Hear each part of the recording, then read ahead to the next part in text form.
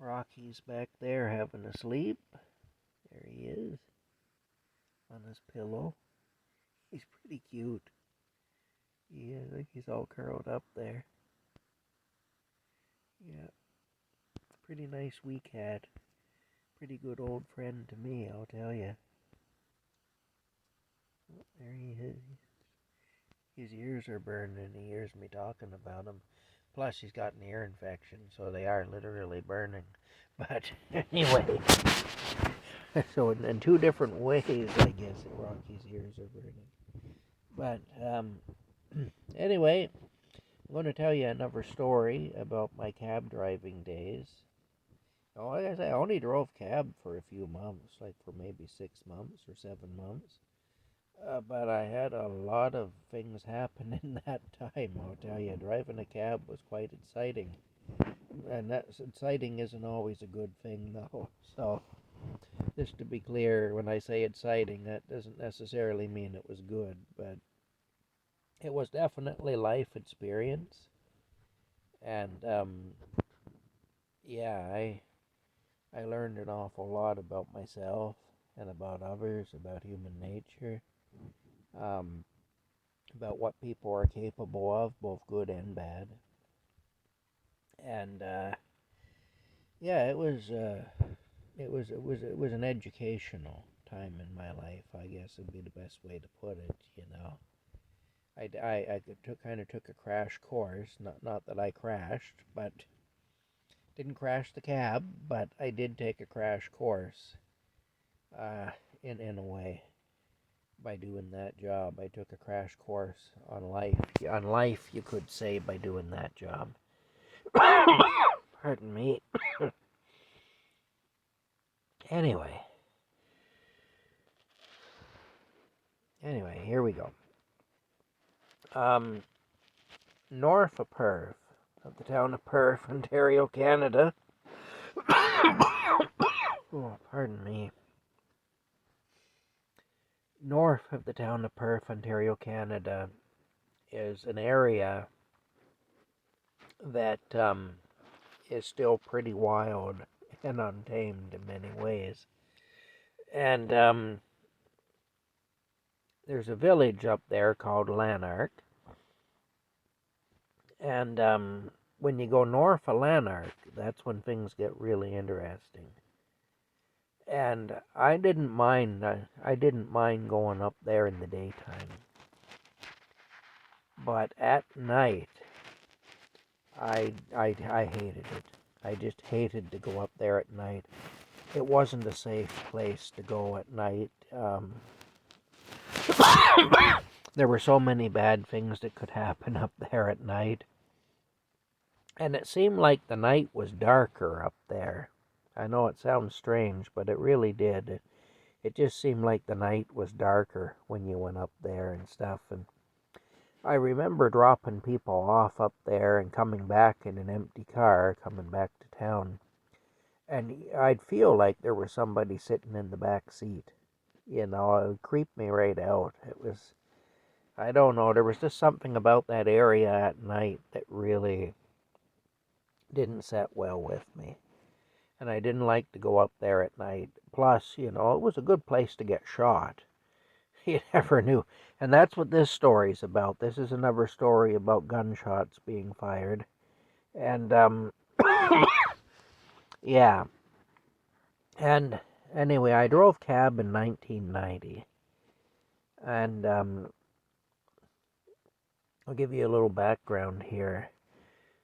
About 5 years prior to that, around 1985 into 86, there had been an active sniper up there. There was a guy up there actively killing people, shooting them to death. And he hadn't been caught. The Ontario Provincial Police tried to pin it on one man who was innocent for it. He hadn't done it. But this guy, the story there was he was a welder and his last name was Weiser. I can't remember his first name now, but his last name was Weiser, and he was a welder by trade. And there was a Bell Canada telecommunications tower on his property. And, of course, when a utility has equipment on your property, they have a legal right of way to go and maintain their equipment.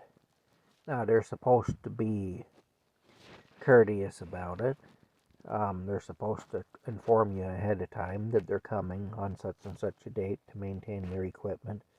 They're not supposed to be wandering all over your property. They're supposed to go directly to where their equipment is and maintain it, do whatever they need to do, and get out. They're not to be hanging around on your property or wandering around on your property or whatever. But this Wiser fellow, he got into a dispute with Bell Canada because he didn't want Bell Canada coming across his property to maintain their equipment. Now, legally they had a right to do it, but it became a dispute between himself and Bell Canada. And he was trying to get them to not be going across his property to get to their equipment, to get to this tower. Anyway, he really didn't have a leg to stand on because legally they had a right of way. And the law upheld them in that. And so anyway, Wiser was mad. And of course, being a welder, he knew how to do things with things like a tower. He knew how to work that. And what he did is he went up there with his torches, and he cut through a bunch of the supports and so on, and he weakened the tower is what he did. So it didn't collapse right away, but the first good wind it was going to come down, which it did. The first good windstorm we had in the area took the tower down. So he got arrested anyway. He ended up in the Perth jail. I've shown the Perth jail before in another video. That's where he was locked up, was in the Perth jail. And the police then tried to say that if he was crazy enough to cut up the tower and so on, to do that, then he was probably the sniper, which didn't make a lot of sense and wasn't true. There was no reason in the world to believe that man was the sniper. He was just an angry welder who was mad at Bell Canada because he didn't want them coming across his land to get to their equipment. And that's what it was. And he was losing in court. He was losing. He kept trying to get them into court to put a stop to them coming across his land. But because they were legally allowed to do it, he was losing, and it was frustrating him. And so he took the law into his own hands, and he damaged the tower. He damaged Bell Canada's property. But he was not the sniper. There was no reason in the world to believe he was. But the OPP tried to pin it on him, and they even publicly said that they knew that he was the sniper, which was not true. They didn't know any such thing. But anyway, the sniper was never caught. The sniper killed several people. Shot a man to death while he was standing beside his pickup truck, and then shot the man's sister to death who was in the house. Shot her through a window. Shot another man in the back of the head from the road. The guy was sitting with his back to a picture window watching a television in his living room, and he just fired a shot right through the back of the guy's head from the road. There were others too that were killed by this guy, by this sniper, and he had never been caught. And anyway, that factors into this story because I have a suspicion about what happened to me. And I may be completely wrong, I may be completely off base here, but I do believe that the sniper who was never caught was behind what happened to me. But like I say, that's just, I may be totally wrong about that. But anyway, just to acknowledge that, this is just my personal idea about it. Anyway, it was wee hours of the morning, 1 or 2 in the morning, and I dropped a drunk person that I picked up in downtown Perth. Dropped this guy off near to a village called Watson's Corners. Watson's Corners is north of Lanark, anyway. And I dropped this guy off anyway at his house. And then I'm returning in the car, just me in the car. And it was pouring rain. It was dark and it was rainy. It was not a nice night. Like, it was just pouring down rain. And as I'm driving along, I see it was just like a flash of light that, from a field or whatever, and simultaneous to that, or from the edge of a field or the ditch, I'm not really sure, but in that vicinity. And simultaneous to that, I heard something shatter in the front of the car. It sounded like glass breaking, is what it sounded like. And I remember thinking, I think that somebody has shot my car. I was driving the 1984 Buick LeSabre at the time, and I remember thinking, I think somebody shot my car. But I wasn't going to stop because it was pouring rain. I was creeped out anytime I was up in there. I was just totally creeped out anyway. And this particular night was a really nasty, dark, creepy, rainy night.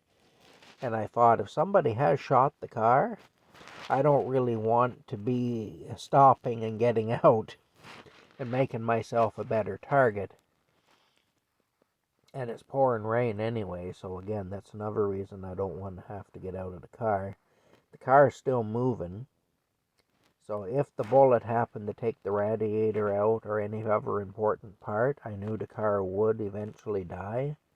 But I thought, I'm going to get as much distance between myself and whoever fired that shot as I can, before that happens, so that when I get stranded with a disabled car, I'm not in that person's sights, whoever had the nerve to actually shoot my car, which I was pretty certain had happened. I wasn't 100%, but I was like 99% certain that somebody had shot my car. Anyway, I got back in the Perth, and it had stopped raining by that time. So I get to the gas station.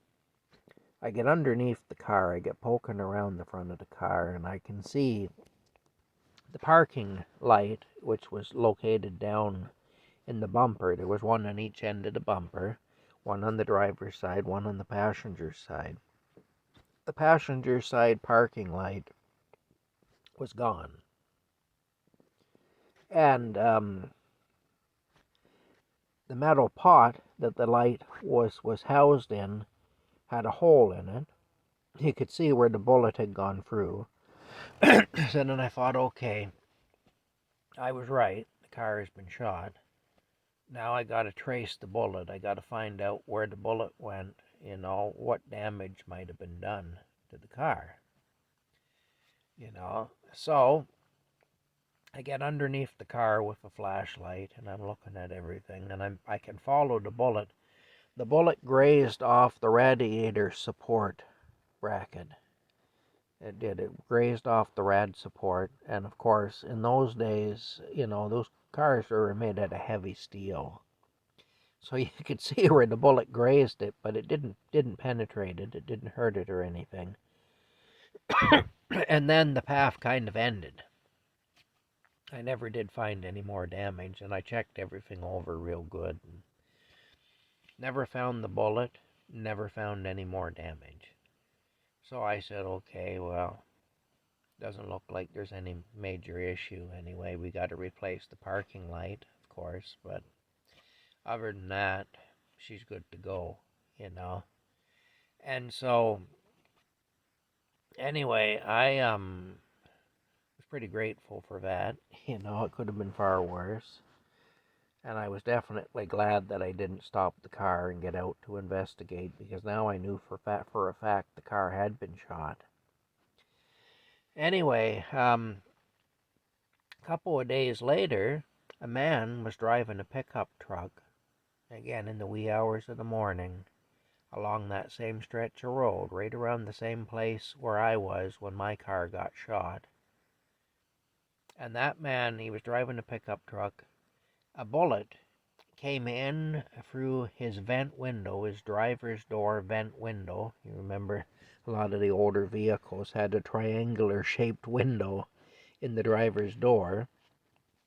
Well, it came in through the vent window, went right across, basically come in this way, went right past the driver's head and out the back window of the cab, actually shattered the back window or put a hole in it or whatever of the pickup truck. So you could follow the path of the bullet through the vent window, right past the guy's face and out, you know. It literally came within inches of taking his head off. And anyway, that was on the news. I never reported my car getting shot, but this guy had reported it and it was on the news. Well, it was in the newspaper and stuff, you know, that this had happened. So somebody was positioned along the side of the road shooting at vehicles. And I mean, literally sitting there in a situation, you know, where they'd be soaked right to the skin. The night that my vehicle got shot, you know, they'd be soaked right to the skin because, you know, it was teeming rain. Like, it was literally, the windshield wipers really couldn't keep up with it. I could barely see the road in front of me. It was that bad. And somebody was out there in that shooting. You got to be pretty dedicated, you know, to be out in that kind of weather doing anything. So like I say, I always felt like it was the sniper that was never caught that did that. But I don't know that. I have no proof of it. And I have no reason to believe that other than that I just believe it. That's all. Bottom line is, I'm really grateful that I didn't stop the car and get out to look, because I don't think I'd be here now if I had. Anyway, I knew enough not to do that. I thought, if the car is damaged, I'll find out soon enough. But in the meantime, I want to get as much distance between here and wherever the car lays down as I can. So my concern at that point was just to get out of there, you know. And the car was still moving, so I figured even if it is damaged, it's still moving ahead. Every turn of the wheels takes me further away from the nut that is shot at my car. So that's what I was thinking anyway. But yeah, anyway, I never heard about any more incidents up there after that of people, you know, being shot or shot at or whatever. But I do remember in 1985 and early 86, it was a big thing. Like, there was somebody up there and people were scared. And that always stayed with me anyway, that somebody was up there doing that. Like I say, to this day, that person may still be around, you know. I don't know, maybe they'll see this video. Kind of hope not, but especially if I falsely accused them of something. I mean, it may not have been them that shot at my vehicle. It may not have been. It may have been somebody else. But the bottom line is, I did make that connection in my mind, though. At the time, you know. Yeah, I don't know. But that's the story. Anyway, that's another thing that happened when I was driving a taxi cab. We'll talk to you later.